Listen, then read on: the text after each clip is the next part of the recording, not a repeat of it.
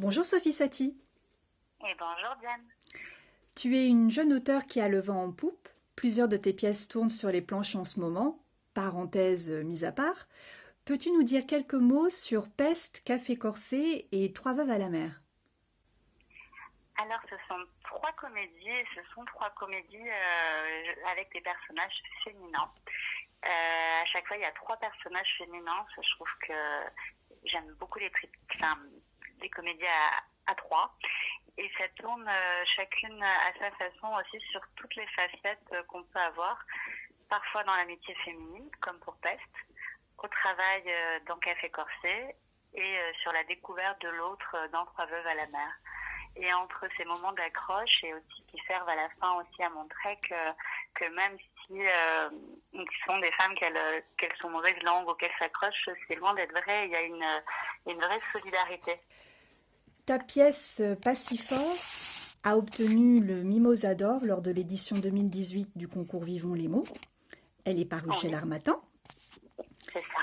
Le théâtre contemporain y rencontre à la fois Shakespeare et Beckett pour une déclaration d'amour au théâtre. Quand et comment es-tu tombée amoureuse?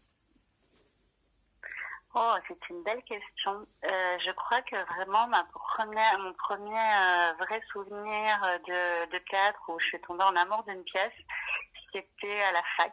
J'étais allée voir une pièce qui s'appelait Festen au TNN et qui raconte une histoire à la base plutôt tragique sur un enfant adulte qui lors d'un dîner de famille, suite au suicide de sa sœur, en fait, se met en exergue que son père l'a violée.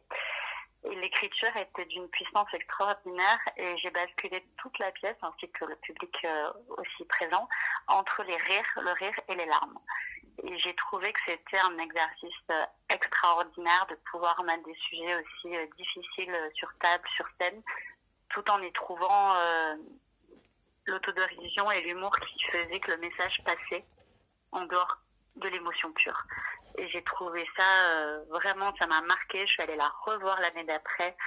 Et à partir de ce moment-là, je faisais déjà du théâtre en amateur, là, en cours depuis longtemps. Et je me suis dit, waouh, c'est aussi ça.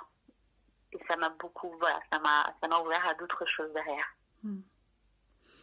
Tu écris aussi pour le jeune public, des pièces C'est intelligentes ça. qui parlent de tolérance ou encore d'écologie. Est-ce que tu vois le théâtre comme un outil pédagogique? Complètement. Pour les petits, pour les grands, pour absolument tout le monde, a vraiment à beaucoup de niveaux parce que c'est à la fois déjà un moyen d'expression, soit qui nous aide à canaliser notre énergie, soit au contraire à sortir ce qu'on a à l'intérieur parce que pour arriver à parler de ses émotions, il faut avoir les mots pour ça et je trouve que le théâtre aide à mettre en mots les choses et en scène. Et c'est un outil extraordinaire. On peut aborder tous les thèmes avec le théâtre. On peut parler de tout avec la littérature de toute façon en général, mais avec la dramaturgie, ça amène encore autre chose puisqu'on a une représentation et on peut être à la fois auteur, comédien, spectateur et se retrouver dans des positions différentes à chaque fois qui sont intéressantes du point de vue où on l'aborde. Hmm. Tu écris, tu Oui, diriges, tu oui, montes sur scène également parfois. c'est Alors, ça. comment la comédienne que tu es aborde-t-elle les pièces de Sophie Satie? Eh bien, alors, ça a été surtout la première de mes pièces Café Corsé que j'ai jouée. J'ai pas, ah oui, les jeunes publics un peu aussi. Et ben, je mets un metteur en scène toujours qui n'est pas moi, afin de distancer l'écriture du jeu. Et sinon, ça devient très compliqué parce qu'on est à tous les postes et je pense qu'il y a du moment où on perd le recul nécessaire justement pour sortir d'écriture et apporter encore un univers différent. J'ai pas en tout cas ce talent-là de faire les trois à la fois. Et du coup, souvent, c'est vraiment le rôle du metteur en scène qui va faire le pont entre l'auteur et la comédienne. Hmm. Alors, question qui découle de celle-ci. Comment la comédienne que tu es se prépare-t-elle quand il s'agit de faire le grand écart, comme entre l'extraterrestre Bzégude de À tes souhaits et le personnage de Bertie Albrecht dans Combat? Organiquement, je dirais.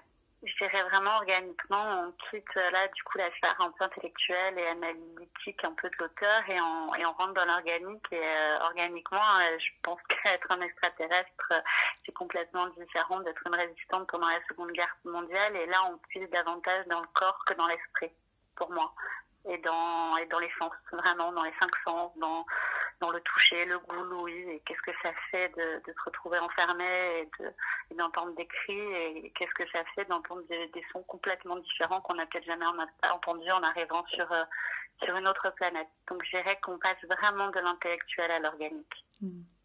Merci beaucoup, Sophie. Merci à toi, Diane.